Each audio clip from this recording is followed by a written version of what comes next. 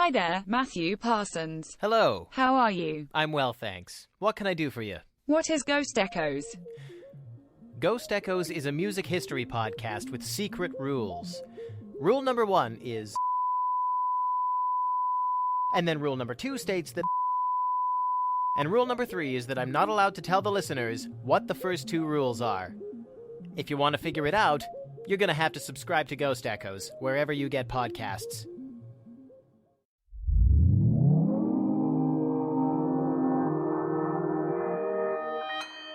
Consequence Podcast Network. My friendship to all of you precludes my involvement with any one of you. But if you wanna make love, then I do too, and I'll be right there behind you. All in the name of oh, all in the name of oh, all in the name of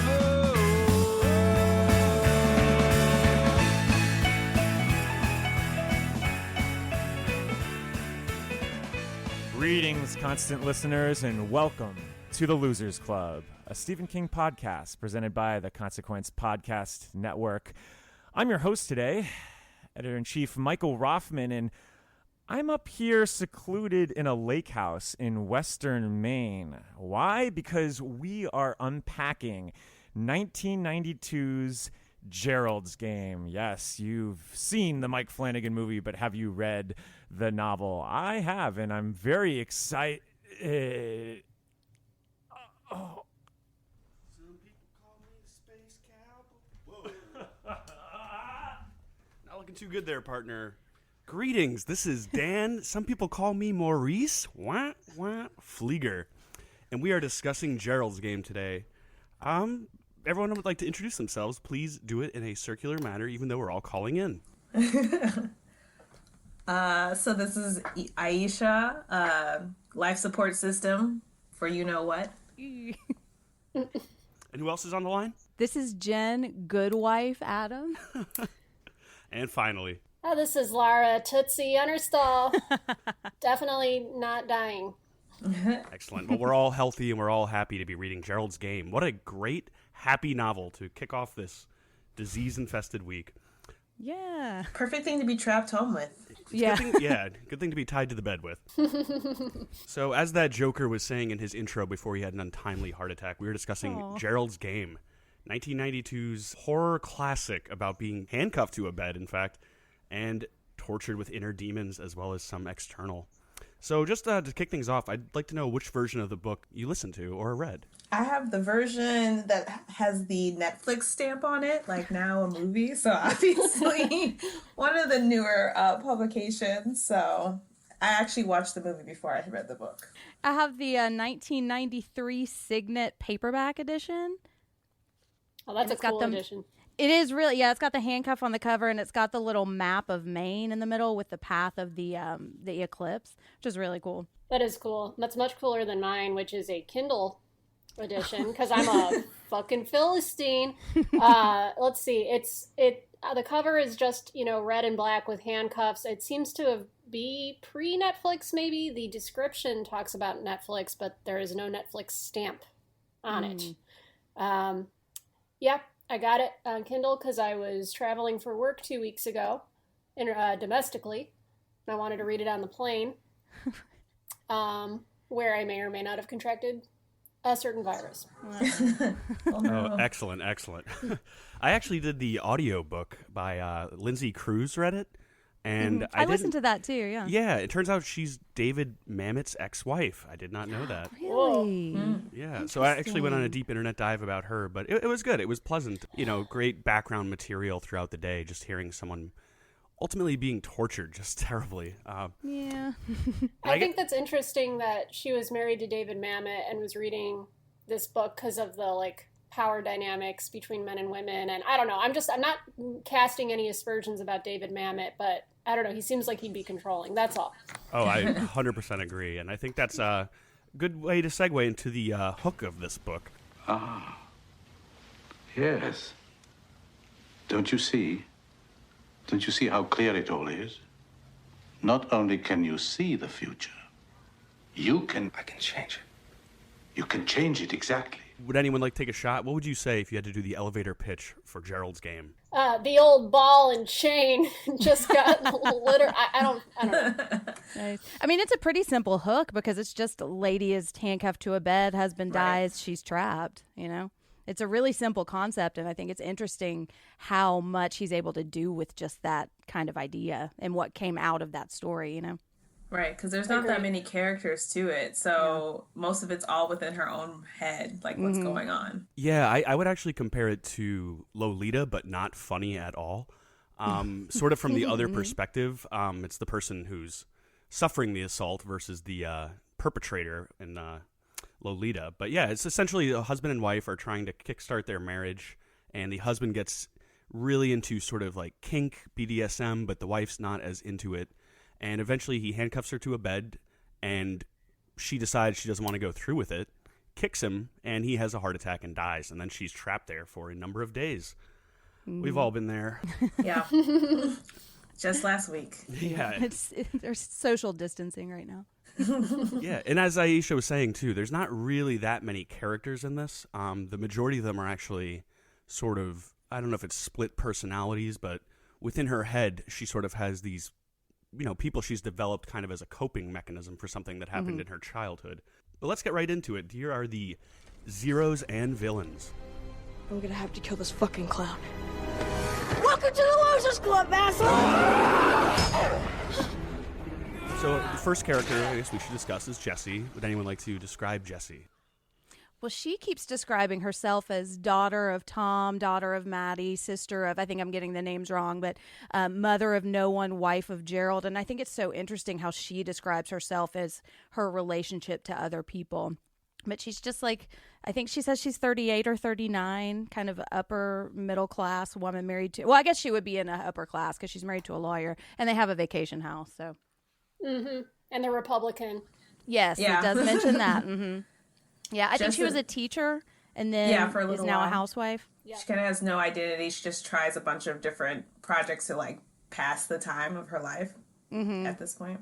Yeah, I think it's established pretty early on that she lacks a core identity or a sense of core identity, and then the book is spent examining why exactly and how she gets back to herself. There's a point where I think it talks about how she really has no connection to anybody other than her husband, too, other than like passing or being on like committees or something, because she's talking about how no one would miss her once she is in her predicament and how long it would take, which I think, and, I mean, once we find out why, I think it's clear to see why she has distanced herself from so many people. Right. The only real friend that she had, she kind of pushed away as well and hasn't talked to in years, doesn't really know what's going on with her life as well. And she could have reached out, but in her mind, she's put up this block to like, there's no point in even reaching out to this person. But it's interesting how that one friend becomes a voice in her head. Mm-hmm. Ruth? Yes. Yeah. Mm-hmm. From, I think it was her college roommate or like after college roommate. I think it was college, college roommate. Yeah, Ruth kind of, I think that's like, an interesting thing, and it is the way that he manages to get away with being stuck with one character throughout this whole novel is by fully developing these separate identities in her head. They're not just like little aspects of her personality. They are notably different and based on herself as a child or who she might have been, if she had found her inner voice via Pumpkin. And then there's the good wife, and then there's Ruth, who is a really distinct identity. Mm-hmm. But I think it's interesting how he really goes out of his way several times to mention, like, he's not leaning into these split personalities as some kind of like mental illness. Like she is aware of them, and she's aware that they're all voices of her, not necessarily like she is becoming another person, which I think is interesting. Definitely. She definitely even mentions that, like, she acknowledges that these voices are in a coping mechanism, and you start to get, like, glimpses of that something happened and that we're about to jump into the story of what happened to create these voices, because they weren't always there, but at a certain point in her life, the first voice came, and afterwards it's just, like, these are who she listens to for certain occasions and, like, either ignores when she knows that she shouldn't, things like that. So she's really accustomed to them, but they're not a separate entity. Right. And I almost think of them like as kind of roles she plays. Like when she's listening to Good Wife, she's she's becoming what good wife would do in the situation. And when she's listening to Ruth, she's trying to like take on aspects of Ruth's personality. And if you look at this through the narrative of trauma, like Pumpkin is a part of herself that has been ignored for a long time. So she's kind of, it's interesting that she doesn't come out until like later in the story too. Yeah, in my notes I had, so the three main characters, it was the goody good wife Burlingame, who I thought sort of represented, you know, a form of shame that's put upon women, you know, what is the proper thing to do, kind of also her mother. You know, we mentioned Ruth, who I think represents something aspirational, sort of the kind of character that deals with the reality of the situation, but also has an inner anger for, you know, justly so. And then Pumpkin, who you mentioned, is sort of a childhood innocence that she's striving to get back toward, but probably is not going to happen. And that's a good segue into why she was so traumatized. Grossly, during an eclipse, her father dressed her up and sat her on his lap. And, well, from there, he goosed her, which is a term that King uses liberally in this. Oh, yeah.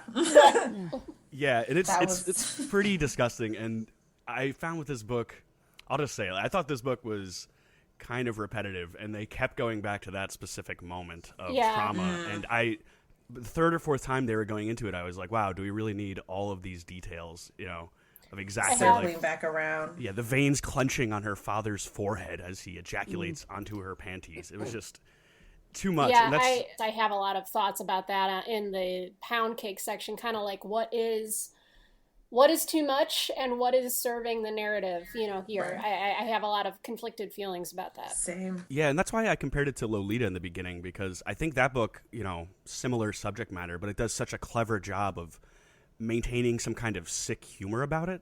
Whereas with this, this is getting gratuitous for me, and so. It was very hard to read. Yeah, it took me a long time. Yeah, it was a very venomous book, I found. I had to keep pausing it because after a while it was just bringing my mood down. Right. Yeah. The amount of like self-deprecation and hatred, even like in the beginning, because we forgot about one character of her, or one particular voice was Nora, which was, I think, her therapist for like a very short period of time. Mm-hmm. And she does this countdown of like, it's supposed to be things to calm you, but she ends up turning it in this like psychoanalytical, like, deprecation analysis of herself, where everything is like, everything is shame. And it's, again, like that victim, when you become a victim, it's hard to see that it's not your fault. Sometimes it's hard to see that, you know, you are more than this. And so she's already just like has a sick, twisted version of, or look at herself. Mm-hmm. Yeah, and I think, go ahead. Go ahead, Jen. No, that's okay. I was sorry. We're gonna have a lot of I know coronavirus. We're gonna have a lot of Midwestern standoffs, which is what I call when you go, you got. Oh yeah. But so I was just gonna say, the self-deprecation, I liked it as a characterization of her because it was very relatable. Like, you know, if anyone who's gone through, not even the level of trauma that she has, obviously, but like, you know, bullying or just general self-hatred over the course of one's life. Like, I could really relate to, you know, when she talks about the legs, she's like, they're shitty and small and fat, you know, it felt very believable. And it was integrated into every aspect of her personality. So it's like, I think it worked really well as a characterization of her. And one thing that I'll say, I've kind of been on a journey with this book. This is the third time that I've read it. And the first time I think I read it in high school. And all I remember is like the gross hand part and the space cowboy. And then I reread it on like doing a chronological reread, and I got to it in 2016 around October, and there were a lot of things that were happening in that year. And for me specifically, like this was. I was reading it after some life experiences that are a little bit similar to Jesse. And this was one of the books that actually got me into therapy.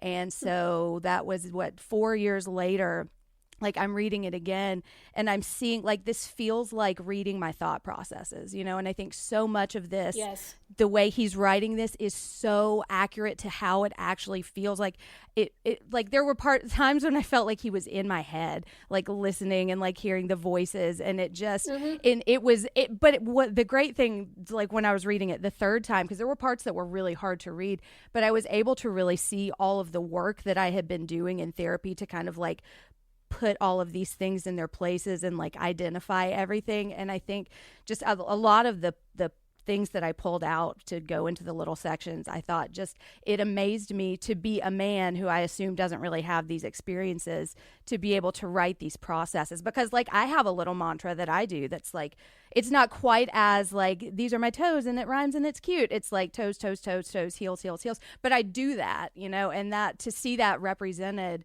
I thought it was really comforting. As hard as this was to read and to listen to, like it was oddly like cathartic and comforting. It made me wonder, sorry. No, It just ahead. made Go me, ahead. on a grander scheme, wonder like who did he talk to for this? Because I like thought you so, said too. earlier, I think it was Jenn, the idea of like he has got into your head in a sense and like understood, or you could relate to that. And at the same point, I was relating to this as well, because in like when I was in university, I did a lot of work volunteering with like sexual assault and like just in general like homeless women, and thinking about this, it was like it was very true to point, but I was like, as a man, how is he understanding, not that men can't go through trauma, but there's like a separate version of trauma that we all experience. And I am curious, I didn't get the chance to do a deep rabbit hole because I was working on other things, but I wanted to know like kind of who he got the inspiration from, because I know he dedicated it to his wife and her sisters, but like how did he get this kind of like detail? Like where did it come from? Was it just him pulling from stories and references of people he knows, or? Yeah, I just will say I was impressed by it as well, because it was like Stephen King, you know, historically, like we read Misery last year, or maybe it was 2 years ago. I don't know how time works. And I was thinking about this book in relation to Misery a lot, and how much the Paul Sheldon character annoyed me for sort of his misogynistic asides and thought processes. And then this, you know, felt like so much more enlightened and more thoughtful and more accurate to the feminine experience, you know, and they kind of parallel each other with having two characters strapped to the bed.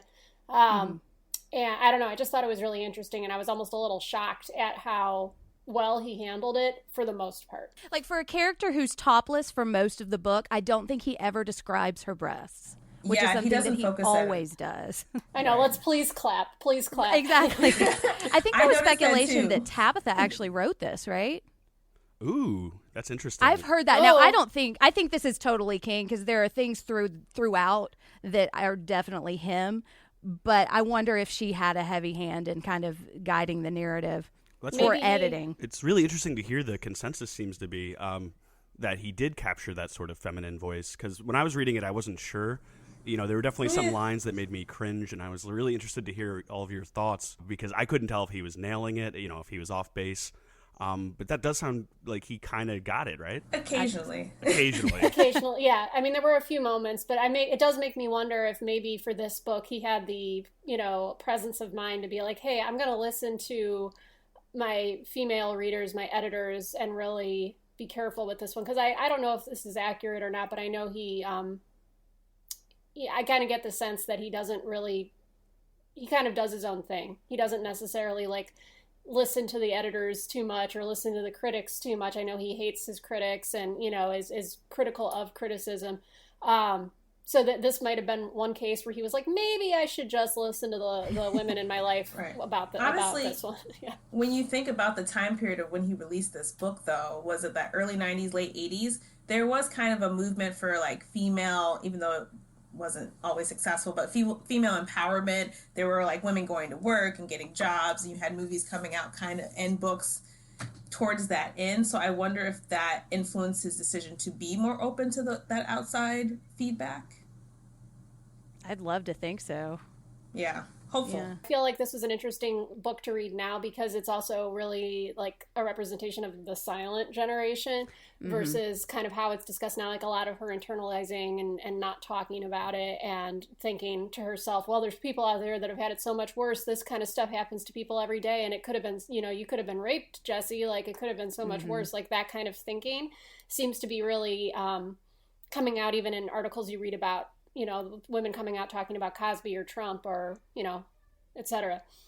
And that's one thing that I do enjoy. I don't want to say I enjoy it, but I like that the assault when I read it this time, I think I had forgotten how like detailed it was and how like what he actually did. I think I just had in my mind that she just sat on his lap and he jerked off. And it could be that I had blocked some of that out, but I appreciate that it wasn't the worst thing, that it wasn't like he didn't go as far as he could, because then I think it introduces this element of minimization.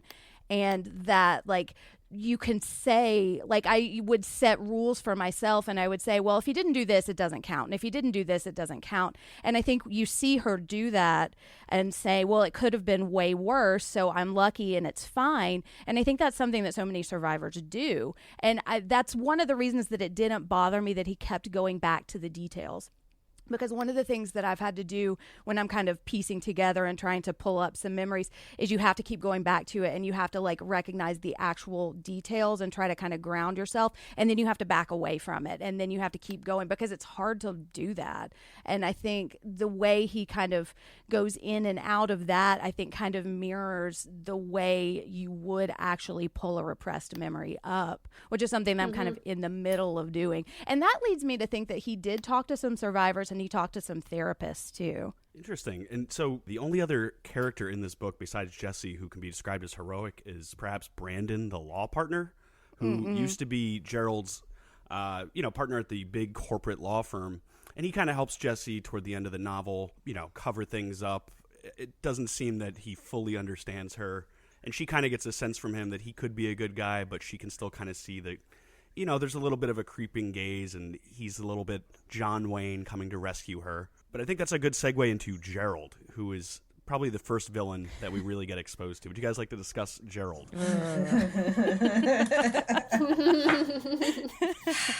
Just so many levels. I just cringed every time. Like when she was going through the initial just description of him, I could just feel like my skin crawl, and I thought of every like asshole dude bro that I've met growing up and like had to deal with who didn't like value my opinion, and it just like brought back a lot of things that, a lot of anger I used to have as a youth when I wasn't able to like understand how to handle it. So Gerald just like every time I heard him, it cringed. But also I saw the movie before I read the book, so it was hard to kind of like, I forgot who plays him in the movie, but like they make him seem more attractive in the movie than the book. And so when I saw what she was dealing with, it made me think of a lot of like relationships like that too, where you have really vivacious women with like plans and goals, even though you have some trauma, and these type of men who like lob onto that and kind of get these women into relationships with them. And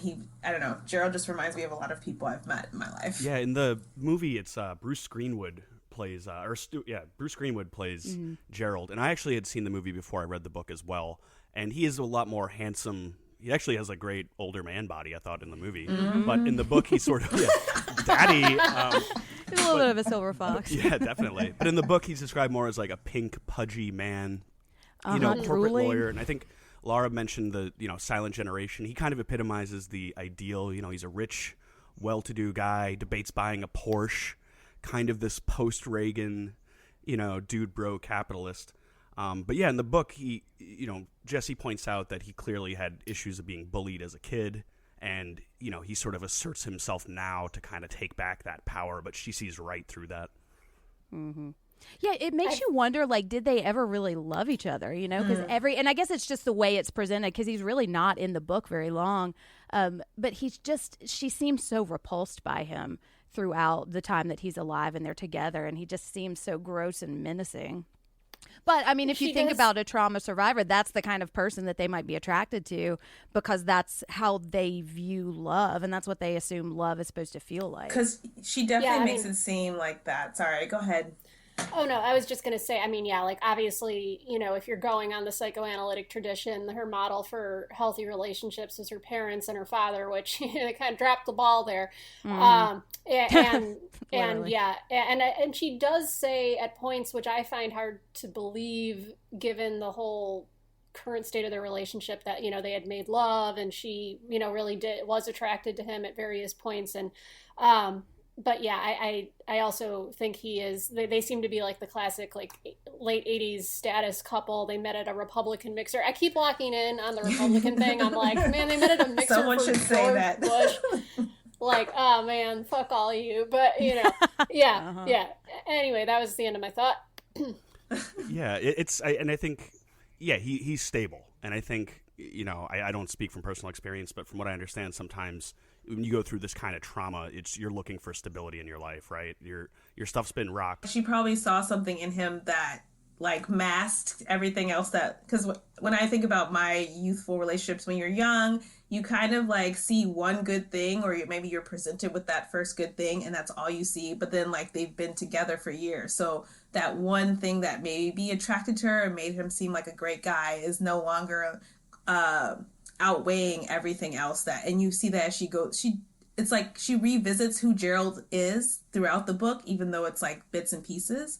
And at the end, when she treats him basically like trash and steps on his body, you know, it goes from like this woman who kind of loved this guy and then started to hate him, and now is just like, I'm past you. You're like, you are dead to me. You're a piece of garbage. Yeah, when she finally, you know, gets up from the bed, and I remember at one point she steps on Gerald's corpse, and he lets out like a farting noise with his mouth, and she just has no pity for this guy. She's just like, fuck you, dude. And, you know, it's weird to think of, like, you could be married to someone and have so much contempt and hate for them. But I think King really nails that venom, because she seems like she can immediately spot the weakness in a person and just knows exactly, you know, how to pinpoint that. So as she's there, she's sort of manifesting a lot of her hatred onto Gerald's corpse, you know, even when it's getting torn apart by a dog. And I think that's a good segue to the next villain, the dog. Oh, Prince? Is he a villain? He's not a villain. I don't think he's a villain. Bad boy.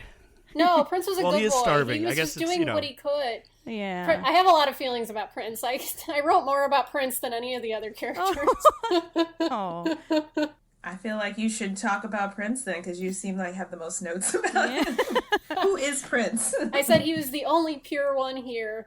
I don't know. I really got stuck on the chapter from his POV just because, well, one, obviously I love dogs. Two, I hate people who abandon dogs. And like, and you know, at various points in the story, Jesse and Prince, you know, are kind of on parallel tracks. Like they're, you know, toward the end of the novel, she looks at him and says, "Oh, maybe I finally found a creature sorrier than me."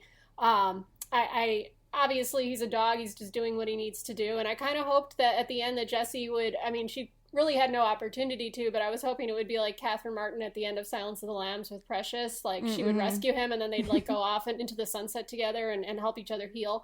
But this is just my own romanticism for just dogs kicking in. I would have liked that. Yeah. What about this theory that I've been reading online, that the dog is actually the star child, the moon boy, moonbeam man? So it's sort of, you know, kind of like a Life of Pi situation where, because he is a cannibal that, you know, feast on dead bodies. We know that. And is this just another one of her coping mechanisms, that she's watching her husband getting eaten? And it's actually Raymond Andrew Jobert, I believe is his name. Oh, yeah. Jobert. I love how he has 3 names. Yes. Like most good Like serial killers do. Yeah. But that's so I was trying to go back and find the passages, but it does seem that, because remember the dog Prince runs away as soon as the cannibal arrives. They're never quite in the same scene at the same time. So I don't know if there was enough to support that theory. But yes. Well, they said that they ran down the dog and like shot it or whatever. The cops did. Yeah, I guess that puts the kibosh on that. Yeah, Poor right. Prince. sorry. But I kind of blocked that out. Yeah. Yeah, no, I really locked in on it. It's all I could think about. I was like, but Prince, and then it, you know, anyway. I feel like though that theory just doesn't click with me, because there's points where he's like warning, and especially when you go from the point of view of Prince, where he's like, he senses it, he's like, there's something wrong. Like, I don't know, it just, how could that be Raven? Yeah, I think like narratively that does make sense. if you're having the point of view of the dog, it could not be the alter ego. Because he does, as he refers to, what is it, the bitch master? Yeah. I hated that, though. That was one of my only I was like, why would the dog have internalized the term bitch? Anyway, that was my one complaint. Misogynistic well, if you Prince. look at Prince, well, his owners, if you look at his arc, if you look at Prince's arc in the story, like, it kind of is like a microcosm of Jesse's too, though, because he is coming from this like abusive house and he was just abandoned and he's so like cowed by humans. And so he's really afraid to go approach Gerald. And then he kind of empowers himself to advocate for himself and eat what he needs to do to survive, and then he gets away for a little bit, and I'm just going to pretend that he got away forever. Yeah, exactly. That was exactly why Jesse needed to hop in the car with her. She needed to like to open the door and then like hop on board. And then he becomes the therapy dog and they heal each other, you know, like that's like, right, like, I mean, I haven't seen the movie, but I was like, fingers crossed they do that in the movie. Like, that's an adaptation I would have insisted on, you know. Yeah, it's like the Dr. Sleep style spinoff. Yeah, in the movie they actually sent him upstate to a farm with lots of dead Republicans, so he's living the life. Nice. And that's eating well. Speaking of death, trust those. You don't trust those Republican eating cannibal. I guess he's not a cannibal, but speaking of cannibals, Space Cowboy Raymond Andrew Jobert. He's so creepy. He's definitely. I felt like he was. I mean, earlier in the novel, he's legitimately terrifying to me. Like, I mean, just the moment where he first appears is like, I literally like, it was almost like a jump scare in a book. Like, I literally had a like moment of like, but yeah, I mean, as the book progresses, he's definitely seems to me like a based on like Ed Gein, you know, Albert Fish kind of mashup. And I don't know, I think at some point it tips over into slightly too much for me. That's like one of my only complaints about it, but I did really like the role he plays in the book, and he is legitimately terrifying, especially when he is more ambiguous, when it's unclear what or who he is. I thought it was very effective. Yeah, this book is so interesting because it's got like this really gross, effective body horror, but this like also really creepy atmospheric dread. And I think Joubert kind of represents more of the dread, but he's so fascinating because you don't know if he's real for so long. And I kind of was seeing him as like how Jesse might be afraid of men in general, and how he's kind of a manifestation of her like internalized fears. And so that would sound like I didn't want him to be real, but then at the end I loved like that moment when everybody found out that she was telling the truth and this really actually happened. It was so satisfying to say, no, as much as Brandon was nice, like, fuck you, Brandon, he's real, you were wrong to not believe me, I'm not crazy. And I loved that aspect of his story. Yeah, we should mention he suffered from acromegaly, which is like an enlargement of like hands, arms, face. So it does sort of exaggerate some of those classically male features. And I think they mentioned that she says like his hands are down to his knees. So, you know, this is an actual condition, but in her mind, she's not sure if she's seeing him, and he doesn't look real. You know, there's something off about him. Yeah. The shadows too, like elongating how creepy. Like I think she describes it at some point like tentacles coming out, and it's just like the way the shadows move on him. It's hard to see exactly what's going on. And when she thinks there's a chainsaw at his feet, but you can't really tell because it's that darkness where your eyes just can't penetrate and see detail. I thought he was a really interesting character to start off with, but yeah, I agree with. I think it was Jenn or was it Laura who said he like kind of got goofy towards the end. I thought it is a little much. The necklace of penises, I think, was. Yeah, I mean, he was definitely going for. Yeah, I kind of pictured him. If you guys know the Aphex Twin music video for "Come to Daddy," there's like a screaming, hulking person, and that's the weird proportions, huge mouth, and then during the trial we really find out more about him, and he seems like he's a very simple guy. He's a victim of abuse. King gets really into the detail of some of his past crimes about raping a boy and then blinding him, which I was like, I could have just done without that, I guess. Yep. But. They could have, they could have stuck to the Gein and not moved into the Albert Fish. That's what, because Albert Fish, famous child murderer, Ed Gein, famous body part collector dude, who maybe killed his brother and a few randos, but. Yeah, I thought there was one line that pushed it over for me, which was like, they were going over the stuff in his house that they found, and he had all the objects that he stole from different cabins in Maine, and it was like, and he had a huge collection of women's lingerie, like he liked to wear it or something like that, and I was like, okay, you just tipped the scales into like lurid, pulp territory for me, but. Again, I'll give it to I'm being hypercritical only because I was looking for things to criticize in this otherwise really good book. Just because I'm an asshole. Well, I actually got a shiver there for a second, and I think that means we're approaching the pet cemetery. What's the bottom of the truth? Well, sometimes that is better. The person you put up there ain't the person that comes back. It may look like that person, but it ain't that person. Because whatever lives in the ground beyond the pet cemetery ain't human at all. All right, so this is the cemetery where we discuss the scariest or most disturbing moments of the book. I guess one of mine was the hand peeling. Yeah. Jessie, at one point, she writes, or she thinks, I'm peeling my hand. Oh, dear Jesus, I'm peeling it like an orange. And essentially, to escape, she basically degloves her hand, which is a real injury that happens at times. What were some of the scarier moments for you?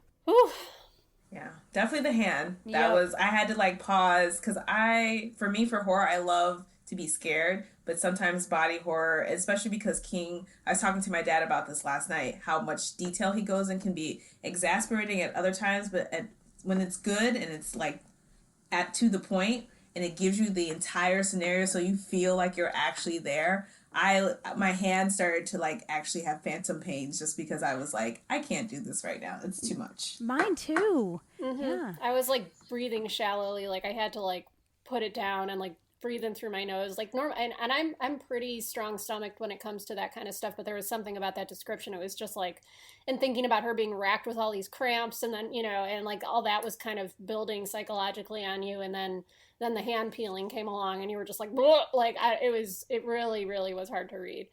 Yeah. And I have a scar phobia, and just anything with skin, it freaks me out. And I was listening to this and I had to turn it way down and like do some deep breathing, but I was like, I'm going to listen to it. I'm going to get through it, because the last time I read it, I skipped it. And I was trying to find a section to pull out. And it goes on for like 4 pages. Yeah. Like, it's like the different stages of what it was like, which I mean, I appreciate because that's the reality of what that would be like, but it's so visceral. And I think it really shows what she had to go through to get herself out. And if you're looking at this as kind of a metaphor to her, like she's peeling off the denial that she's been living with for her whole life. And that is a really hard process, and it comes in stages, and it's not something you can just like rub some cream on and walk away, So I appreciated that, but it was so hard to read. And I knew it was coming. And that's one of the things about this book that like keeps me from rereading it sometimes. It's because I know this thing is going to happen.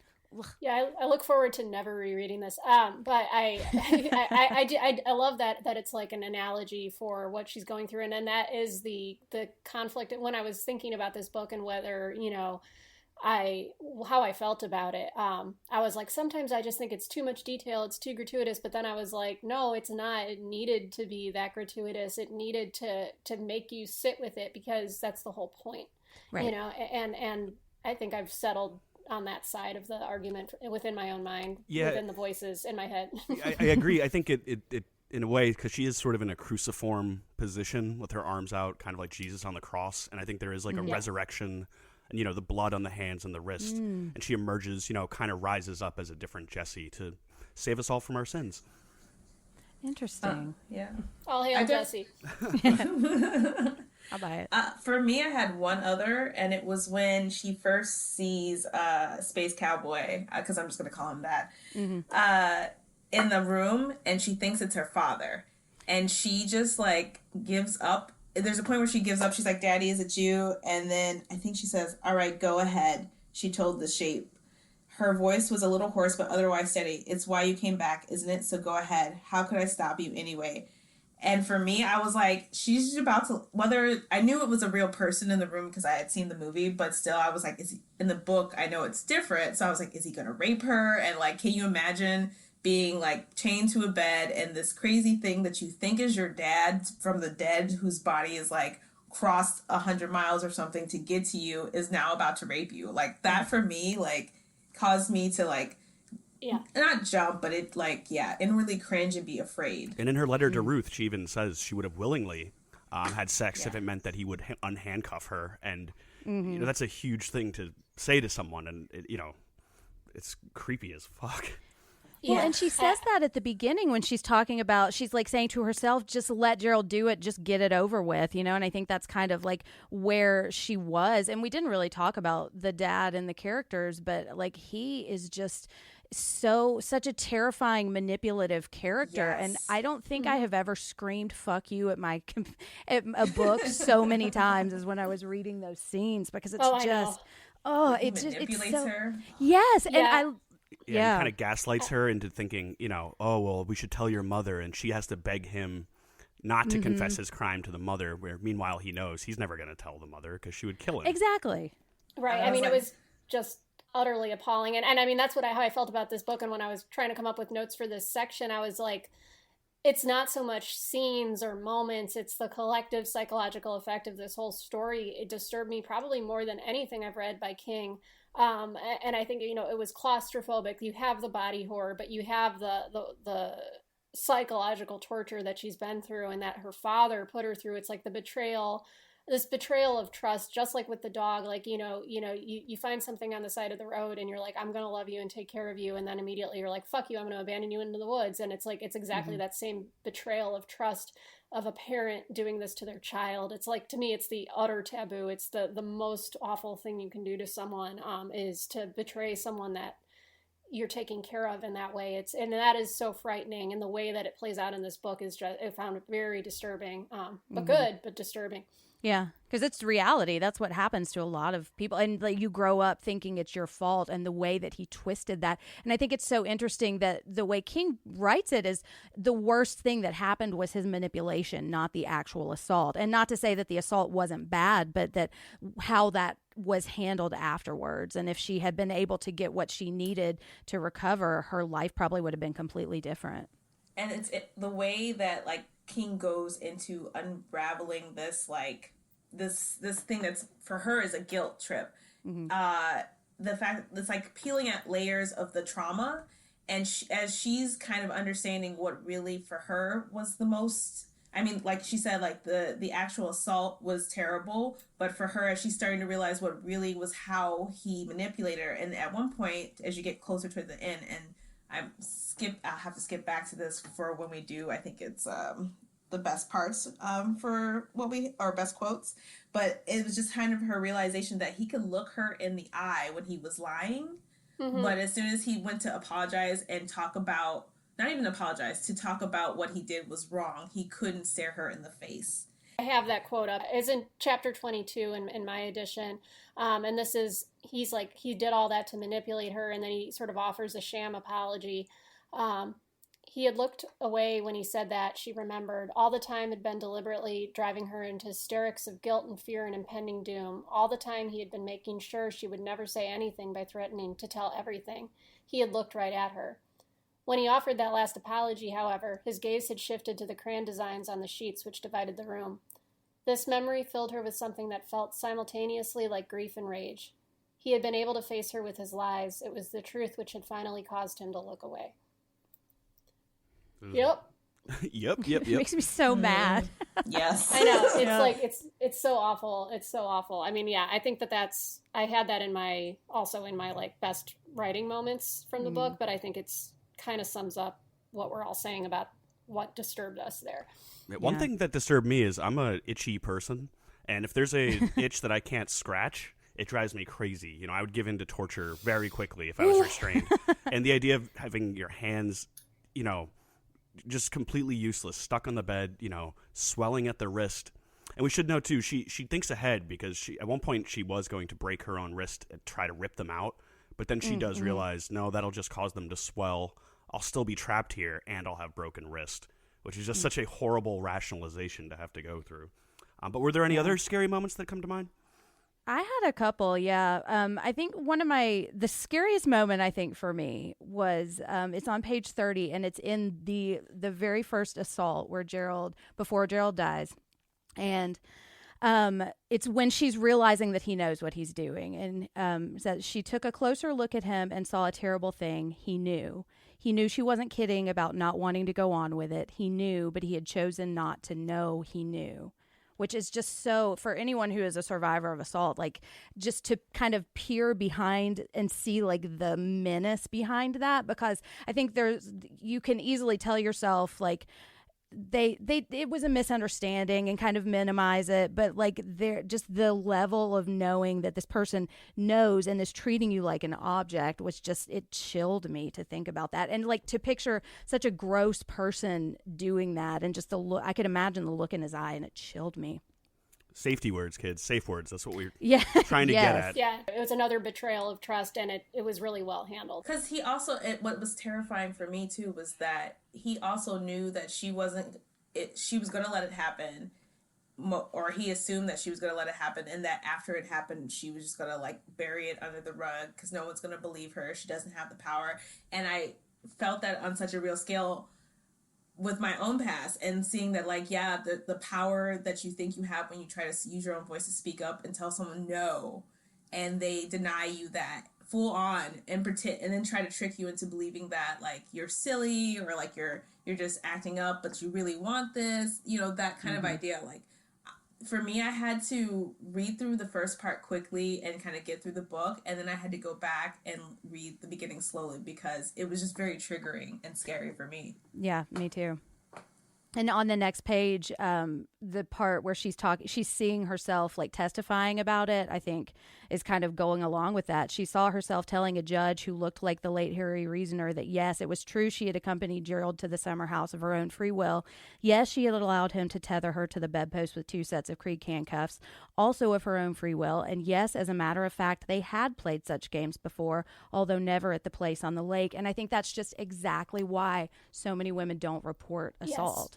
Absolutely. I think that, it really was giving me, flashbacks to the fucking Kavanaugh hearings, and like, and just thinking about how each thing is going to be picked apart in a public spectacle. And I think it's so relevant to the conversation happening right now. It was it was very triggering and very disturbing, and accurately captured that thought process. Mm-hmm. Yeah, which I guess does kind of what you were saying earlier. It does speak to King's writing, and that he was, for a book from 1992, a lot of these issues are kind of only just being discussed in public spaces now. So he was maybe a little bit ahead of the time with some of this stuff. Are there any other scary moments that you had, Jen? I had a couple more just about the creepy space cowboy. The one on page 356 of the Signet version, I had... The wind gusted, the door banged, and somewhere closer by, a board creaked stealthily, the way boards do when someone who is trying to be quiet treads lightly upon them. It's come back, her mind whispered. It was all the voices now. They had intertwined in a braid. That's what the dog smells. That's what you smell. And, Jesse, that's what made the board creak. That thing that was here last night has come back for you. And it just is so creepy. And for this book, there's so many different levels of, like, terror and horror, and it speaks, like, because this is a completely different type of scary than what we were just talking about, but it's still really effective. I found that this, as somebody has really, really bad anxiety and my own issues with trauma, like, I felt like this captured that mindset so well. I remember, like, some of my anxiety has always taken this sort of diffuse form of like impending doom. Like, just for an example, one of my worst fears is a global disease pandemic. But, that sense of like death approaching. And like the first time I watched The Seventh Seal, I had a panic attack, and this made me think of like the specter of death from The Seventh Seal and like the Bergman movie. And the way that it continues to haunt her even after she's out of the house, and she's like, there's this haunted house in my mind that is just waiting for me to walk back in, and when I do it, like the doors lock behind me. That is such an accurate depiction of what anxiety is, and what, and how you can spiral into this fear, whether it's incited by a traumatic incident or incited by generalized anxiety. I thought that was like, it really put me in that headspace. So maybe not the best book for me to be reading psychologically right now, but effective. And doesn't she say at one point, because she hears the creak and then she hasn't even ventured out of the bedroom yet, and she's like, the safety, there's like kind of a safety to the bedroom because she can see and know, and even that she's been in there, but like the hallway is this whole other space. And I've been like that too as well, with anxiety of thinking like, yeah, I need to get from point A to B. I definitely need to, but I have to walk through this creepy alleyway or creepy hallway, and you kind of question your sanity because you're like, I can stay here and just wait it out, or I can like brave it and hope for the best, but have an unknown. Well, and if you look at like what it's like to leave an abusive relationship, I think that's kind of a direct metaphor to that too, because it's like she has this bit of safety right now, and she knows she can't like stay there. She knows if she stays in this handcuffs, she's gonna die, but she's safe in that moment. And I think like the steps that it would take to get out, like you are entering the unknown, and it's probably gonna hurt a lot, and to have to go through that pain to get to something better on the other side, I think is something a lot of survivors deal with. But I think it's really kind of clearly captured in that, because that room is safe. It's what she knows. It's a very, very anxious book, too, especially because about 90% of it plays out in her mind, right? There's not a whole lot of external things going on other than there's this ticking clock of her body is going to die if she does not escape these handcuffs, which is interesting because, like I mentioned earlier, I'd seen the film first, and I think it actually works really well as a film. I really enjoyed it. I think this book maybe would serve better as a short story. I thought there was a lot of kind of repetition, but I also understand the sense of dread and anxiousness that King was going for. And it definitely was one of those where I had to step away every now and then and just say, oh my God, this, this really is terrible. Dark, And that's exactly the argument that I kept having with myself while reading it. I'm like, why are we going over this again? But then I'm like, no, it has a really powerful dramatic effect of putting you in the mindset that she's in. And so as much as it's an unpleasant read, this is one where I felt like I'm normally very critical of King and his overuse of detail, and I'm like, man, you could have really just edited out like 30% of the words, but this was a case where I was like, I don't know, maybe it's doing something because it's really effective and disturbing. I don't know. Like I said, I had mixed feelings on that one. Speaking of pleasant reads, that brings us to the word processor of the god. And we're gonna make a new rule. Whenever I'm in here, you hear me typing. Whether you don't hear me typing, what the fuck you hear me doing in here, when I'm in here, that means that I am working. That means don't come in.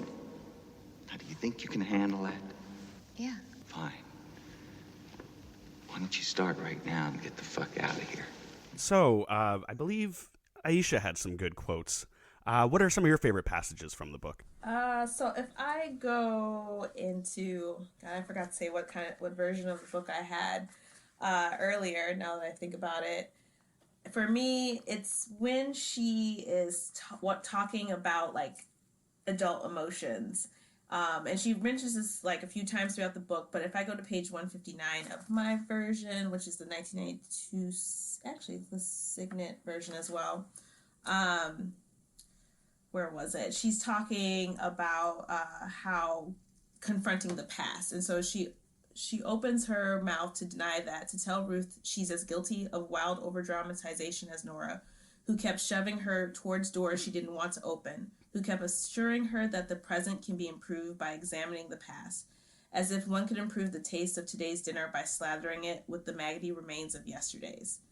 And I think a lot of us who, when we have to, I think, Jenn said earlier, when you're confronting like a lot of the past and you have to kind of come back and revisit it, but you don't really want to go through all of that. And people a lot of times tell you when you're supposed to be getting over trauma, you should like look forward to the future, and it was in the past and you just have to move forward and look towards everything that's great.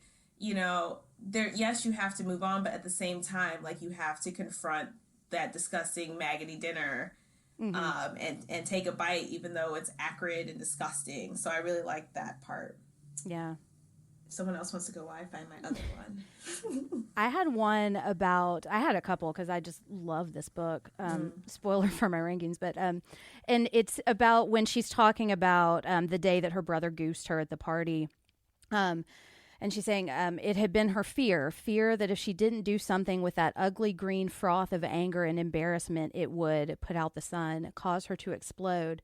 The truth first encountered on that day was this. There was a well inside her. The water in that well was poisoned. And when he goosed her, William had sent a bucket down there, one which had come up filled with scum and squirming gluck.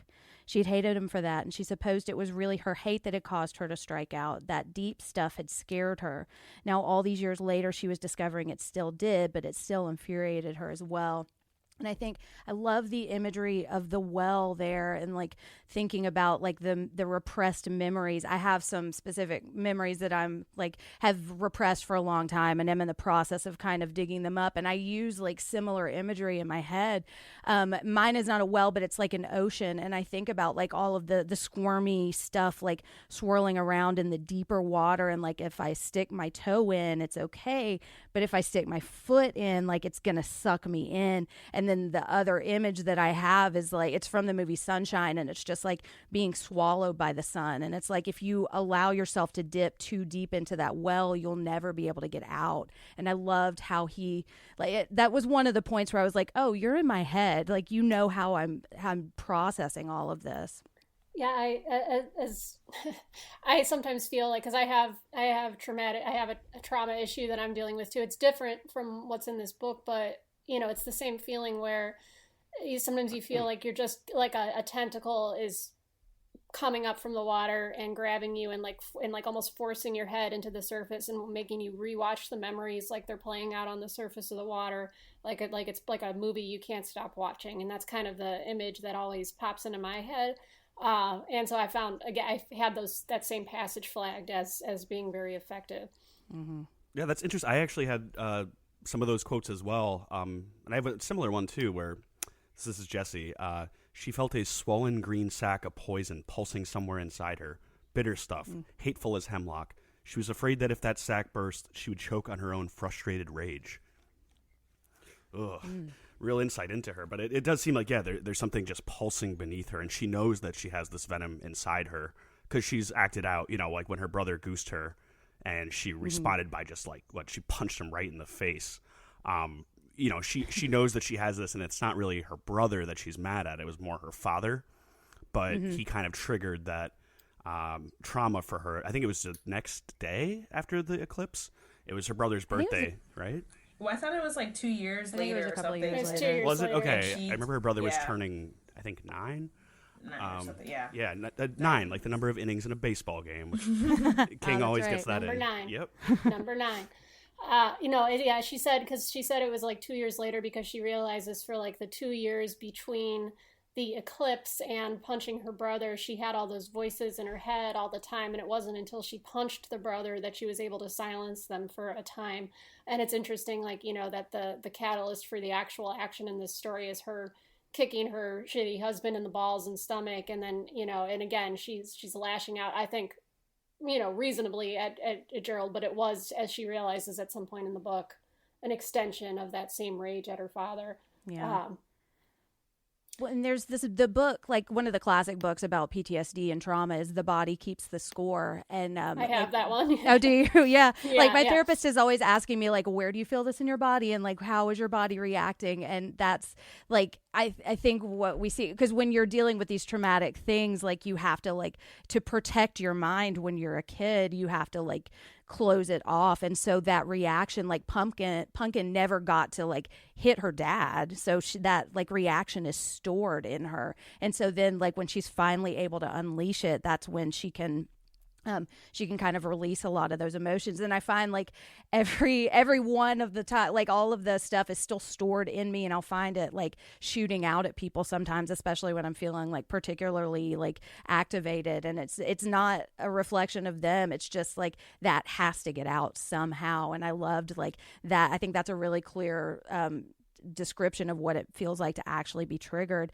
And I had that passage pulled up, the one about the voices in her head, because that is exactly what it feels like in your head, you know, when you're like, you hear all of these voices. Some were kind and supportive, but most were the voices of people who were afraid, people who were confused, people who thought Jessie was a worthless little baggage who deserved every bad thing that happened to her and who would have to pay double for every good thing. And I think you can see that with, like, she's just grown up in this world of shame and fear, and that's just the voices, that's the kind of voices that you're going to hear in your head. Body Keeps the Score. That's a great title. Yeah, it's a great book. It's a great book, yeah. Aisha, did you find any of the other passages that you really enjoyed? Oh, yeah. So one of them was, one of the voices she had was, she called it the UFO voice. And there's a point, I think it's page 197 for me, where she's talking about adult emotions. And I like the perspective, the child perspective of reflecting on what it's like to be an adult. And at the point she's saying how I think Jessie was watching her mother exhibit two different emotions as she's talking with her husband, of both being like angry, but also like amused. And like she couldn't understand how adults could have two different things at the same time. So she says, her mother sounded angrily amused, a combination that made Jessie's head spin. It seemed to her that only adults could combine emotions in so many daffy ways. If feelings were food, adult feelings would be things like chocolate-covered steak, mashed potatoes with pineapple bits, Special K with chili powder sprinkled on instead of sugar. Jessie thought that being an adult seemed more like a punishment than a reward. And we were talking earlier about like having those voices in your head, and when you're kind of trying to like struggle through things and you're feeling 17 different things at one time, and someone asks you, how are you? And sometimes this is something I'm trying to struggle with, not saying just like, oh, I'm good or I'm okay, because there's so much going on. And to be, if we're truthful about how conflicting our emotions can be, and like being able to like give actual words to them instead of just like squishing it all under one box of fine or okay, we can kind of go through a lot of like our day with understanding and reflecting and interacting with other people, and also processing our own either past or trauma or whatever we're going through. It doesn't necessarily have to be trauma. It could just be like getting through something that's horrible at that time. So I really liked how King did the perspective of a child trying to understand and kind of not dilute, but like break down to the simplest terms what it's like to be an adult. Mm-hmm.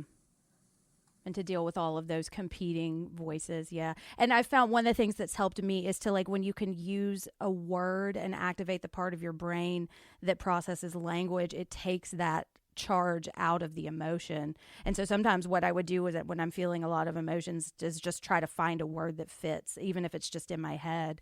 And I think that's a powerful way to show that. For sure. I think, and then, yeah, I have to write things down. I just have to like sit, and when I get overwhelmed, just write it down, because there is the power in the word. I have one quote that's a little on the long side, but not terribly long, that is kind of, again, it's all of these are dealing with Jessie sort of having these realizations about emotion. In mine, it's in chapter 9, and it's during that women's support meeting in college.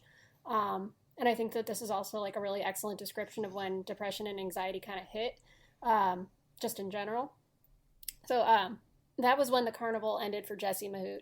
Ended? No, that wasn't right. It was as if she had been afforded a momentary glimpse behind the carnival, had been allowed to see the gray and empty fields of autumn that were the real truth. Nothing but empty cigarette wrappers and used condoms and a few cheap broken prizes caught in the tall grass, waiting to either blow away or be covered by the winter snows. She saw that silent, stupid, sterile world waiting beyond the thin layer of patched canvas which separated it from the razzle-dazzle brightness of the midway, the patter of the hucksters, and the glimmer-glamour of the rides. And it terrified her. To think that only this lay ahead of her, only this and nothing more, was awful. To think that it lay behind her as well, and perfectly hidden by the patched and tawdry canvas of her own doctored memories, was insupportable. Yeah, I just really thought that was like very, very vivid and such a great analogy, and just really hit me hard. And it was at this very sort of dramatic moment in the book. So well done, King. Well done. I've had those conversations with my therapist, like, is this ever going to end? Is this going to get better? And I actually have one more. Can I read one more? Oh, yeah, of course. I think it kind of pairs with that. And it's my favorite thing in the book, and it actually made me cry a little bit when I was reading it. And it's on page 444 in the Signet, and it's at the end of her letter to Ruth. And she says, and I want to tell you something else, something I'm really starting to believe. I'm going to be okay. Not today, not tomorrow, and not next week, but eventually. As okay as we mortals are privileged to get anyway. It's good to know that. Good to know that survival is still an option, and that sometimes it even feels good, that sometimes it actually feels like victory. And I thought that I loved ending on that note. You know. I loved that so much too. I thought it was such a great way to end it, and now I'm feeling choked up. But yeah, I mean, I thought that was. I mean, I really thought that was awesome. It's a good play. Yeah, because it's like, it seems like this overwhelming mountain that you have to climb sometimes to try to dig things out. And it seems like Aisha, what you're talking about if I can just stay in this bedroom, I'm safe right now. And I don't have to deal with this, and I can just get by, and I can keep listening to The Good Wife. But and it is really hard to start digging everything up, but it has not been as hard as I thought it was going to be. And that's what I always tell everybody when I'm talking about therapy. Like, it's really fucking hard, but it's not as hard as I thought it was going to be, and it's passable. Like, you can do it. And so I loved that he ended on that note. That's a hopeful note in such a dark book. Yeah, there are a lot more powerful quotes than I recall. But now I feel like I need to go back almost and reread some of these. I think he just slips in a lot of good things that you, upon reflecting, become more important or say more, even if it's just like a simple sentence or what. There's a lot that's buried within each part of this book, which I really liked about it. Yeah. It's saying a lot. And it's hard to reread, but I caught a lot of that earlier on because I knew what was going to happen at the end. I'm glad we got so many good quotes in, because we're slicing off a piece of pound cake. Ooh. After all you've been taught, everyone isn't bad, Mama. Everything isn't a sin. Come to your closet and pray. Ask to be forgiven. He's a nice boy, Mom. You like him. You really like him, Mama. So this is a section where we kind of go into some of the lame sex bathroom passage stuff that King puts in. This book's a little more serious. Usually these are kind of humorous. So there definitely were some that jumped at me, but like we said, the tone of the book is a very straightforward, serious book, so there's not as much silliness. But one quote that I had to put in where I could just see King at his typewriter, and I'm going to do a voice for this one, so pardon me. Yes, sir, boys. Yuck, yuck, yuck. You ain't really had pussy till you had pussy that's jumping around underneath you like a hen on a hot griddle. Ooh, when did that happen? I don't even remember that. I think maybe we all blocked it. We blocked it. I remember it now that you said it, but I'm like, Yeah, the hot griddle. I think it's when Gerald's mounting her, and she's starting to struggle, and she's thinking this is what must be going on. Oh, so. Yeah. Pussy on a hot I griddle. do remember that now. Yeah, Can you just see Roland LeBay saying that with his gross back brace? oh, sorry, I'm trying not to throw. Yeah, some of these are. I mean, do you guys have any other ones that jumped out to you? I have a couple. I have several. Okay, we all do. Yeah, there was one that I don't want to read it because it's happening during the time on the deck with her father, and it just feels like so exploitative. But talking about the squeaky wheel getting the grease was that's what I have. That's the one that I have too. Well, too literal.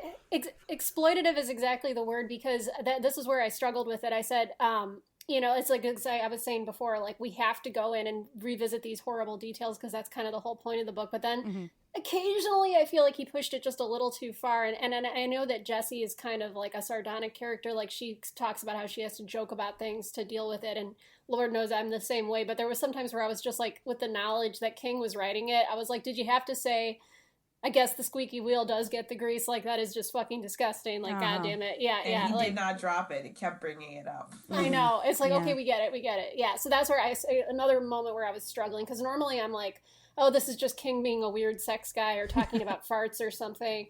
But, like, there were these moments in the book where I wasn't really sure where to land, but I hated them. Yeah. For sure, I had throat babies. Ooh.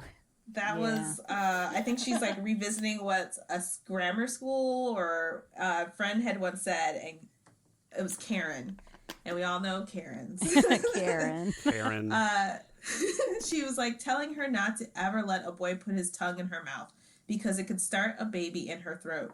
Karen said it sometimes happened that way, but that a woman who had to vomit her baby to get it out almost always died, and usually the baby died too.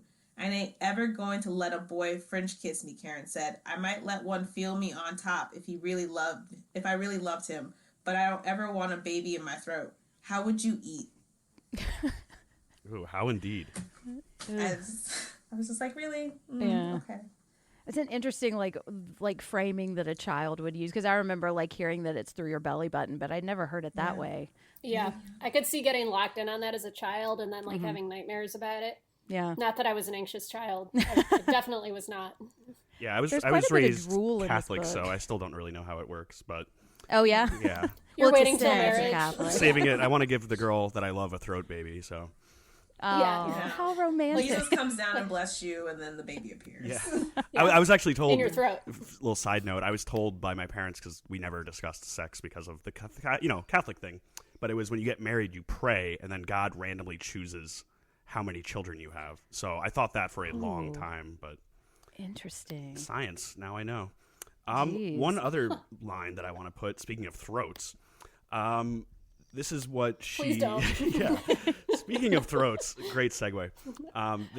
This is when she's writing about the trial, dealing with the space cowboy. I would have let him put his cock, the cock he stuck down the rotting throats of dead men, into me, if only he would have promised me I didn't have to die the dog's death of muscle cramps and convulsions that were waiting for me. If only he would have promised to set me free. Ugh. So Yeah. Lara mentioned, was it Albert Fish too, who was a necromaniac and would feast on like the buttocks of children. And the space cowboy definitely has some of those qualities. I think they say he was cutting the noses and sex organs off of corpses at the morgue, making the penis necklace, having sex with the heads. So I thought that was a particularly gross passage, but Yes, I agree. we're all in agreement. That was like my silence. Is We're all just like, yes. Disturbed by it. It's like that unanimous. scene Just at the the- beginning of High Tension. Yes. Oh, Lord. I definitely thought one tagline that stuck with me, and it was just a short and simple phrase on that kind of like introduces what's going to be the story that's going to be told for Jesse, but it's earlier on, and they say vice is nice, but incest is best. And I was like, to just play off of that, I was like, but it felt like in my head, I could imagine like some sort of commercial, and there's like this happy little wife and family and husband, but then you have this like dirty little secret going on in the background. And it just kind of like turned my stomach reading that.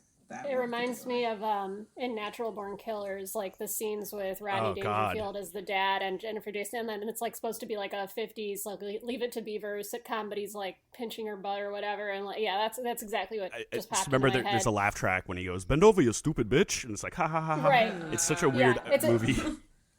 I love that movie, and I think that sequence is very effective for a similar reason. That's where a lot of the stuff again in this book gets into like, I don't know if I would classify it as gross or uncomfortable bad or gross and uncomfortable good, like a good with air quotes, I should say effective.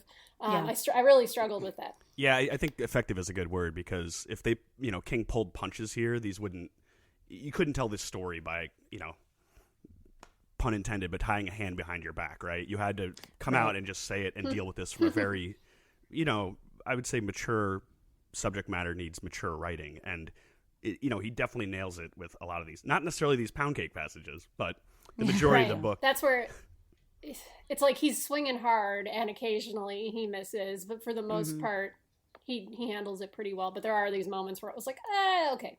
Right. Yeah. I had deep sea diving with the long white pole. Out, and I don't remember the context of when that happened, but that was one where I thought that's just kind of, I could have lived without that phrase being in my head, but it doesn't necessarily feel like it's like ripping me apart the way the squeaky wheel one does. I didn't feel like it was so exploitative, but yeah, I mean, that is something that Gerald would say, and so I think that's what you were talking about, Dan. That's like, it's effective. And if he like kind of had coddled the language a little bit, I think it would have been tempting for us to not be as much on Jesse's side, Oh, completely. Yeah. It's, because I was trying to find some sort of sympathy for Gerald, because the guy did die and was being eaten by a dog, but there just really was no space for it. He just seemed like such an awful guy. Right. Right. And I think that's kind of going to the way that I love the way this story is framed. It's like it starts when they put the cuffs on her. And so everything we see is from her perspective. And I mean, I don't think she's an unreliable narrator once she actually starts to confront things. But it's just interesting that we're seeing all of these characters, except briefly Gerald, through her experience of them. Yeah, I mean, I was gonna say, yeah, with all the characters in her head, because it would be easy to write her off as an unreliable narrator, right? Because she's channeling these inner voices, but nothing she says is not accurate. Right? Even the fact that they verify at the end, because Brandon helped her concoct the story of what happened to sort of save face for Gerald and the law firm, I think. But the fact that when she tosses the ring, and then they eventually find the ring, and they were like, oh, maybe one of the cops swiped it at the crime scene, or, it just has a way of disappearing. But it really, justified everything that was going on in her head. Yeah. And I was going to say, I think that was like Jenn said something like that earlier, like how that, as silly potentially as the character of Jobert got toward the end, it was really necessary and gratifying to have her story supported by that revelation. Like without it, we could be sitting here arguing whether or not she really experienced any of this, but King did make a choice to say, nope, this shit did happen. It is kind of like, believe women, but right. like, I mean, but I think that's good. I think I've now just been completely sold on the ending of this book, and my rating just went up by half a clown. I feel like that you said that, like, support women. Now I'm like, damn, because it's like they should just be believed without even having to have the support of an actual serial killer out there. You know what I mean? Yeah, Like, it's like, well, every time I have to go identify a serial killer to get anyone to believe me. Right. Yeah. Exactly. Serial killers are out there for that. Right. Yeah. But I think it is good, though, that King, for especially the time period this was written, the fact that, it would have been a completely different book if she had just imagined some of these things, and it would have just compromised everything we had been through with her trauma and recovery. So, I'll give credit to Stephen King there. Are there any other passages that jump out as being especially gross or bathroom humor? I guess one for me is whenever any male author describes a woman going through puberty, I was just like, wait for it. Budding breast. Budding breast. Made another appearance in the Stephen King universe. Yep. That's not how mine happened, I don't think. No, I don't believe there was budding. Right. No budding. I just liked to go around telling people that I was on my menarche. Oh. Sorry. I'm sorry for saying that. Because that's exactly what it's like, right? And it's like blue liquid, and and then you're a woman. Exactly. When the blue liquid squirts out for the first time, you're a woman. Ooh, yeah, true. It's a magical day. I thought the title of the lipstick, called Peppermint Yum Yum, just grossed me out throughout. And but I thought that was one of the things that I did think was effective, because it was such like an innocent phrase, except in the context of this story, it's so like, we know how he's viewing that, and we know how he's seeing her, and it's just a corruption of what should be a really innocent thing. Although Yum Yum, I don't ever. I will never look at it the same. Exactly. It's disgusting. If it was made in the early 2000s, it would have called Peppermint Nom Nom. But I'm sorry. No, I agree. It's really good attention. I'm sorry. It's just really good attention to detail. Like, he didn't need to include that detail, but that's like a good authorial flourish that really seals the deal in a bad way. Yeah. Anything else that jumps out? Or are we ready to? I did. Oh, go ahead. Yeah, no. Let's relish in this. I just thought about it now.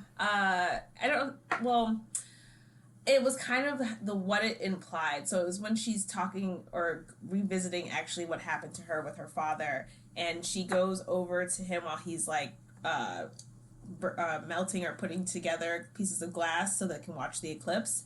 And she goes out, and there's just there's a point where he says, like, you have to be careful. We can only look at the eclipse through these glasses for a short time, because you can burn your retinas without even knowing. And there's a point where she says, the idea of that is so gross, having your eyes burned out without even knowing. And I was like, the foreshadowing of that thought, like, both disgusted me, because I felt everything at that time, like her sense of dread. There's an alarm system going off but also, and I guess this isn't so much pound cake as more of like well-written piece now that I think about it. But for me, I had a lot of emotions going off with that one thought she had, that innocent thought that ended up being like endued with so much other shit that was about to go down. Her eyes being burned. Yeah. Yeah, and I guess if you're looking at like actually facing trauma, that's kind of like... That's what I was, yeah. She's about to get burned for real, like with her father. Yeah. Exactly. Mm-hmm. Yeah, see the image of that eclipse for the rest of her life was, I think, a line in there, like she would be seeing it and like an after image for the rest of her life. Right. And she didn't even know it was about to happen to her. Didn't realize it. Perhaps that's why our very effective. The leader of the free world stared into the eclipse recently to confront his father, who we know is a great man. Oh, the sun never came back out on America. Yeah, sorry. This is pound cake, so it's okay, but we're gonna we'll move on quickly. Yeah. But yeah, I think we covered most of it. And, like we said, it's not as silly as some of his other novels, so it is kind of hard to do the lame jokes. There, there's occasional phrases that pop up where it'll be like, "One for me, none for you," like these little, I don't know, kingisms. But I think we've had enough pound cake, though, right? Let's put that back in the fridge. Enough for a lifetime. Yeah, we need to go move on to a sillier book next time. But actually, I think speaking of other books, that's a perfect segue into King's Dominion. There's another world out there. I know there is. So this is King's Dominion, and this is where we sort of talk about the references to other Stephen King works. I'll start with one because I'm obsessed with the Dark Tower and sort of the resident expert Dark Tower head. There's one line where in the very beginning where Gerald is approaching her and Jesse says he hooked his thumbs into the waistband of his underpants like some absurd gunslinger. Oh, I can't believe I missed that. Yeah, I definitely read over that. He's the anti he's the anti-Roland. Yeah. He's like the gash. Oh, Roland would be disgusted by him. I feel like he would just see Roland would kill his ass. Gerald's just enough overweight too that Roland would just like look down on him with scorn. Yeah, for sure.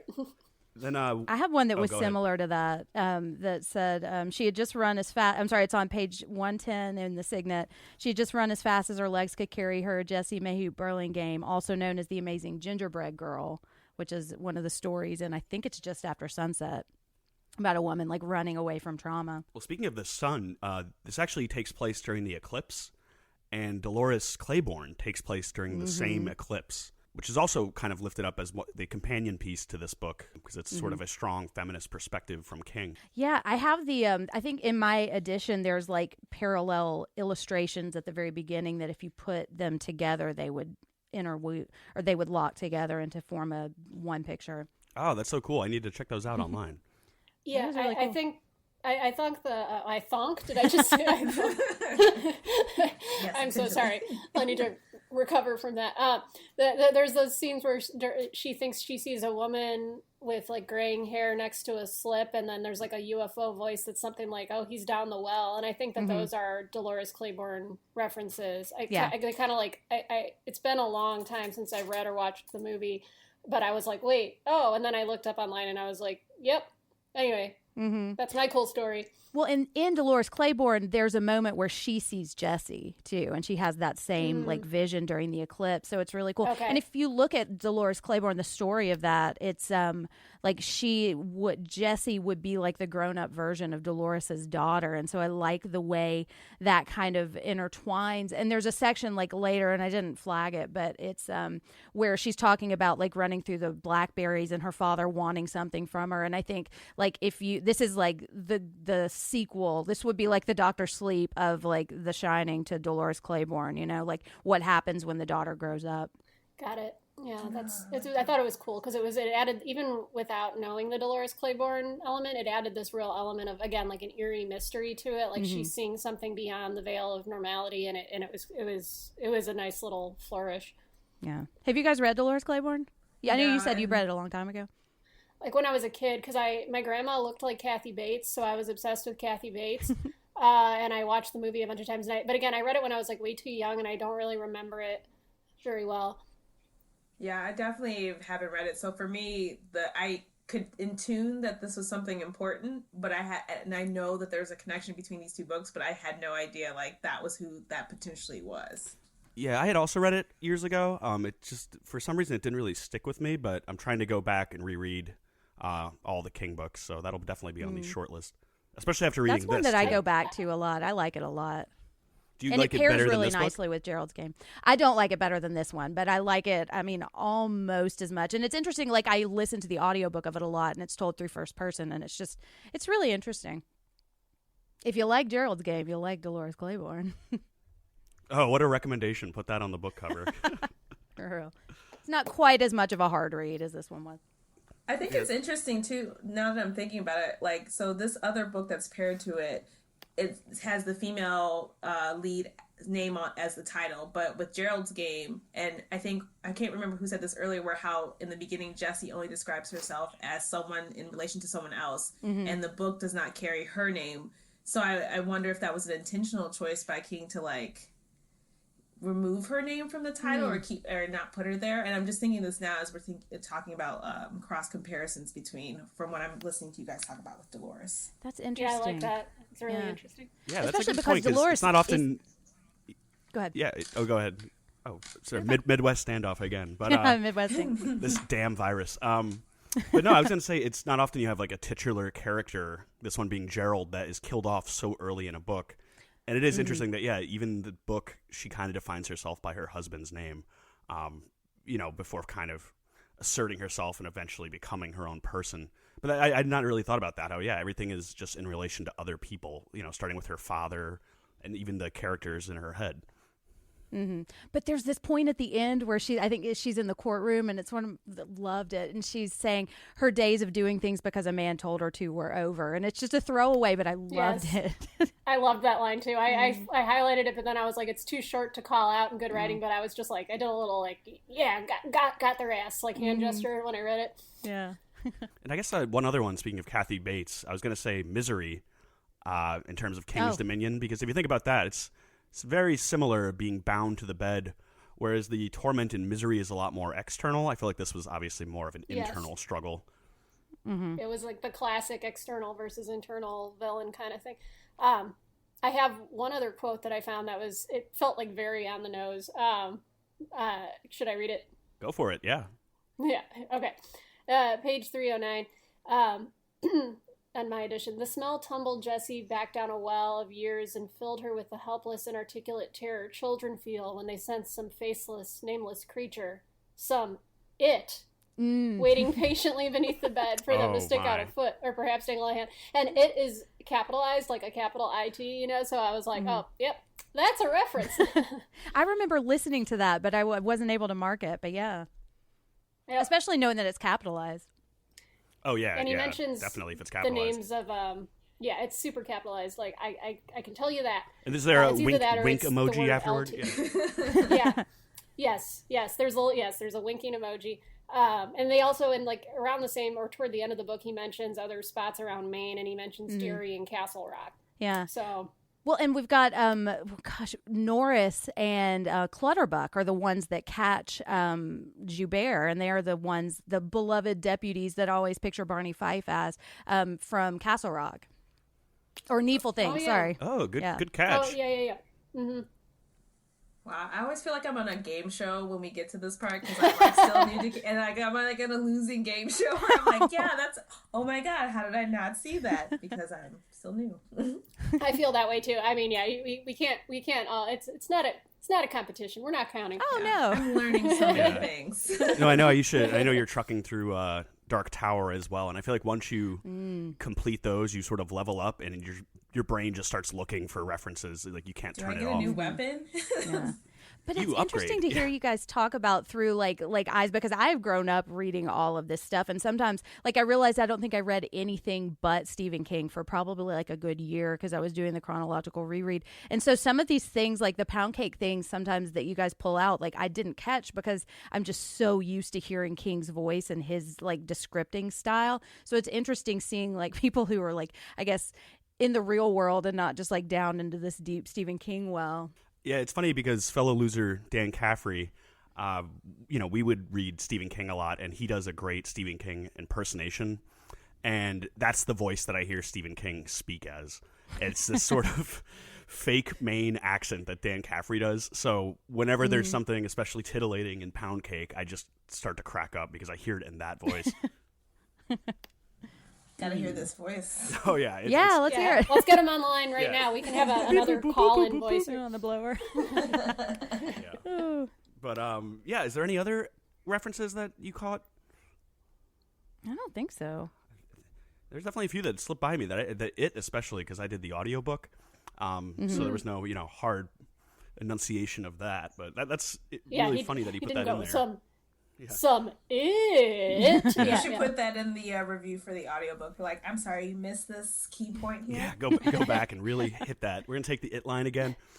You didn't enunciate it enough. Yeah, it's like, Jesse, the capital letters. Jesse knew she would have to stand. The stand. But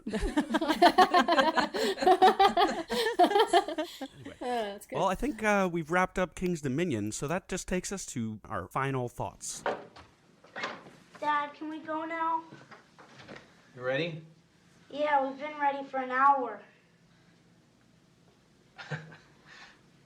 Okay, I'll be right there. You said that a half hour ago. Yeah, my dad's weird. He gets like that when he's writing. Now, this is where we're just going to share. I mean, we've obviously been breaking down throughout what we think, so it's not too hard to guess what we feel about this book. But does anyone have any kind of parting thoughts about this before we give our official ratings? I'll just start. If it's in this Midwest standoff of politeness, I'm an East Coaster, so I can just cut in line. When I was first going through this book, I did find it very hateful. It was very contemptuous, and, rightly so. But it was, I love horror, I love monsters, I love gore, I love torture, all those sick things. But this book really hit me in a way that a lot of other Stephen King books had not. Jessie, because of her experiences, just finds the worst in people. But as I read it more and more, she understood that she had that quality, that, punching her brother, having this green sack of jealousy, or not jealousy, but, hatred and anger inside her. But yeah, it won me over time, and I think even speaking with you all about it, it's interesting hearing your perspective because, just as a dude reading it, I couldn't tell if he was hitting this voice well, if it was, insulting, but it sounds like he overall did a good job with this story. Yeah, I can see what you're saying because there is a level of like just spite and like hate and darkness that cuts throughout. But I actually kind of had the opposite reaction to it. I found it like compassionate, and I felt because that's something that I've noticed in my own head. If you can, when you are so afraid that someone is going to find out or is going to like know how terrible you are, because that's what the voice in your head tells you, like you're always looking for terrible things about other people to try to like level yourself with them. Speaking of leveling up, and I found like just him naming that and saying it and helping Jessie kind of find like her empowerment to start. Like, I don't think they ever do the grounding technique again in a positive way, but I think she finds compassion for herself, especially towards the end. And I loved like just hearing that acknowledged, that this is something that people deal with and that this is what your head might sound like sometimes. And it doesn't mean that you actually believe that. That's another coping mechanism.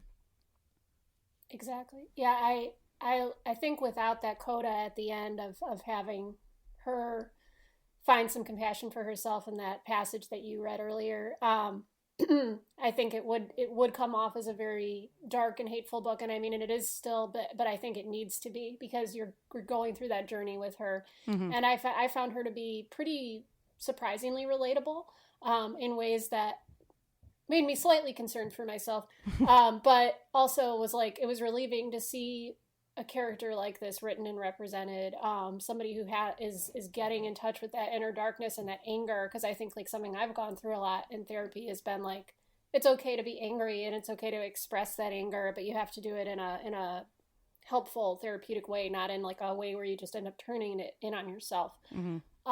And I thought that this book, I gotta hand it to King. He did a good job. I was really surprised, honestly, because I was very suspicious going into this book, like that he would be able to handle this subject matter well, and he really did.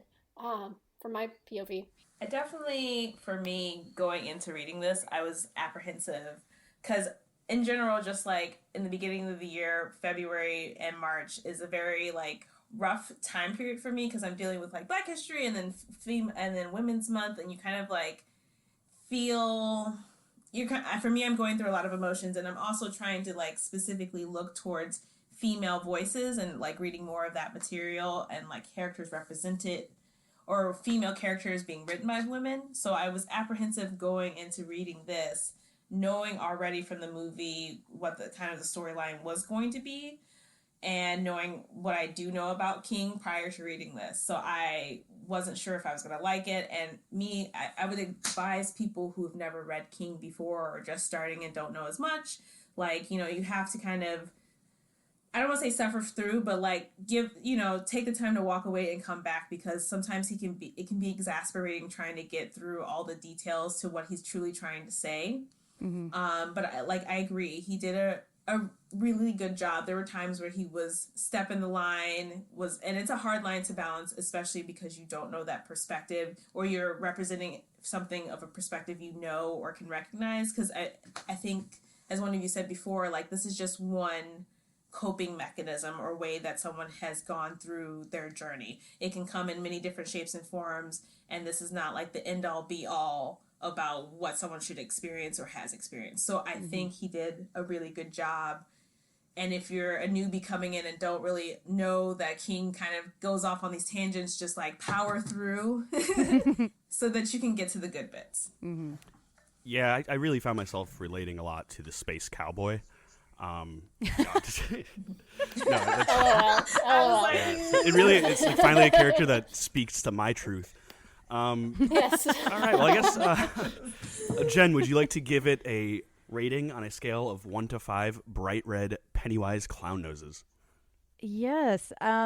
This probably, given the way I've talked about it, it's probably not going to be surprising. I'm going to give this 5 bright red Pennywise clown noses. Oh, wow. And there's part of me that's like, I don't want to come out, because this is my first book episode, and I don't want to come straight out the gate giving it a 5. But I think I just really personally connect to this book. I love it so much. It's really kind of means a lot to me and has played like pivotal roles in like my own journey through like my therapy and just like kind of the course of my life. And I don't think it's a perfect book, but I think a book about this, I don't know what else I would have wanted from it. And I think it gives me exactly like what I need. And like I was saying, like I can see like the places of therapy that I've been working on, and like, oh yeah, we talked about that in that session, and she's doing that here, and she can, and just all of that represented. I think like I feel like this book sees me, which is not something that I really experience that often when I'm reading books, especially from the 90s. So yeah, I'm gonna give it a 5. That's great. No, that's awesome. Lara, do you have a rating? You know what? Fuck it. 5 bright wow. Pennywise clown noses for me too. At some point, I said it just ticked up half a nose for me. So I was on the fence of like 4.5. But I think from this conversation, the criticisms I do have of it really pale in comparison to what it achieves. And like I said, I agree it's not a perfect book. I think it could have been a little bit shorter. He could have cut the fat a little bit in a few places, but he managed better than he normally does in that regard. And it has a great ending. I mean, for King especially, I think he really nailed this one. And it's a hard one to nail. Mm-hmm. Not that I don't wish I hadn't used that phrasing. Yeah, geez. Geez. Okay, carry on. You really stuck the landing. I usually do. I feel like I'm always giving such harsh reviews now, because I was at a hard 4, and that was like begrudging, because I think I've mentioned this several times before, how I get so annoyed when he goes too far into detail, mm-hmm. or unnecessary parts, and it drives me wild. So I had a 4, but like with this conversation, I'm gonna give it a 4.5. Unfortunately, I still can't give it a 5. I think that's the highest score I've ever actually given to. Wow. I know I'm harsh. No, somebody's got to be harsh. Exactly. I really wanted to give it 4.5 still a little bit, but I was swayed by this, thoughtful conversation on the subject. So I think your rating is perfect. Yeah. And as a critic, I try not to be swayed, but this definitely has swayed my view of this. Well. No. I'm just saying. I'm not criticizing you.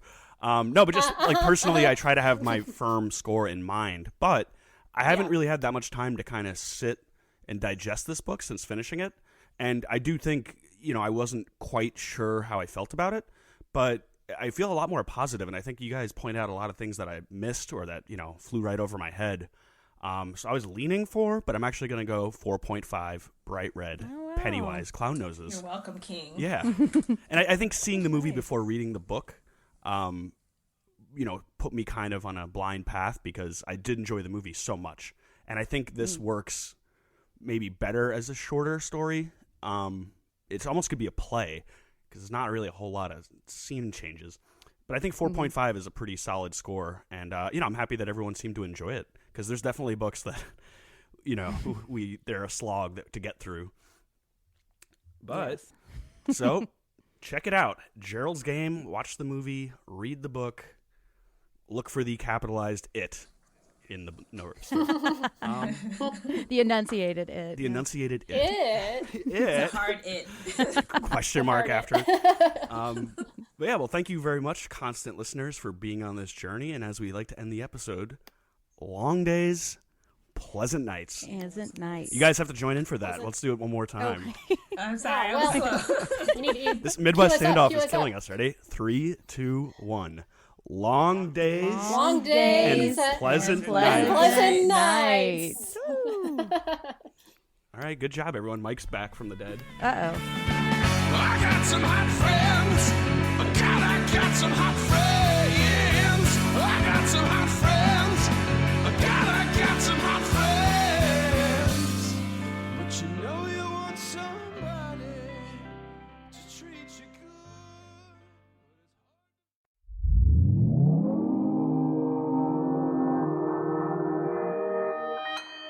Consequence Podcast Network.